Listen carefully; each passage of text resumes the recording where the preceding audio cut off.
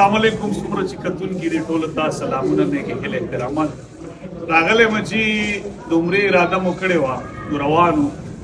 زنانه مو راسره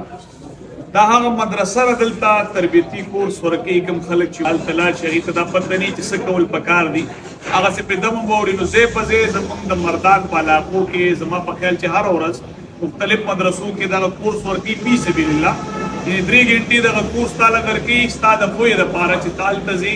څه به کې که به احرام به څنګه تړې د کوم ځای نه به تړې هغه دعاګانې تاسو ته کوي د الله په رضا باندې راغلي یو چې موږ هم تربیتي کورس حاصل کړو د مولانا صاحب دې ډېره مننه خوشحاله اوسئ ماشاءالله موږ د شاعر صاحب دې ډېره زیاته مننه کوو راته خو پته هم نه وه چې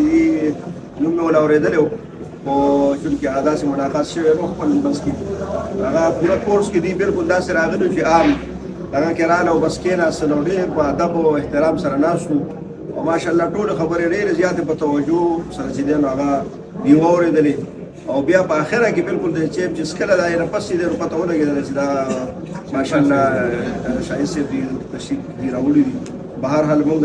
هم چې دی نو ټولو ملګرو ته درخواست کوو چې دا کوم کورسونه پړاوېږي دا صرف په دې بنیاد پړاوېږي زما که مسلمان ورور خصوصا پښتون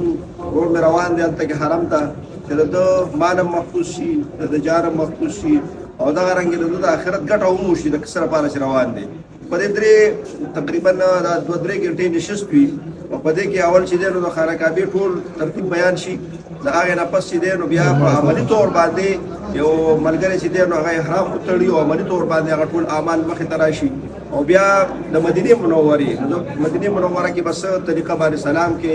او هلته کې کم زیارات او چې دی نو هغه سنت دي هغه ټول چې دی نو ترتیب سره چې دی نو الحمدلله مخې ته راشي صرف په دې بنیاد باندې چې مسلمان ور روان دی چې د اعمال الله تعالی محفوظ کړي ډېره مننه چې ټول ملګري مې انشاءالله کوشش کوي بل هغه خلک کوم چې عمرې دپاره ځي که هغه زنانه وي که نارینه وي نو دغه مدرسو کې مختلفې ورځې دي دا ګجرو غړي کې کوم ځای راځي مدرسه سنین ټي بي دا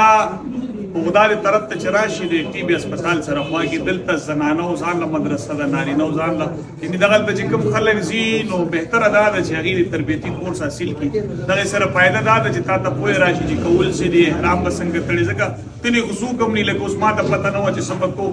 او بیا په نن سبا کې نن به ځو سبا به ځو ورځ هم رانږدې شي خو نن راللو نو ټولو ملګرو ته خواست دی چې دومره محنت کوئ پیسې ضایع کوئ نو یو پهره لازمي فی سبیل الله دي دا کورس کې نه دي پکې څه لالچ دي صرف د دعا تمنا یې چې هلته لاړ شي ورته سلام او دعا وکړي نو ضرور دلته راځئ دغه کورس هر ځای ته چې کوم تاسو ته نږدې هغه ځای ته ورځئ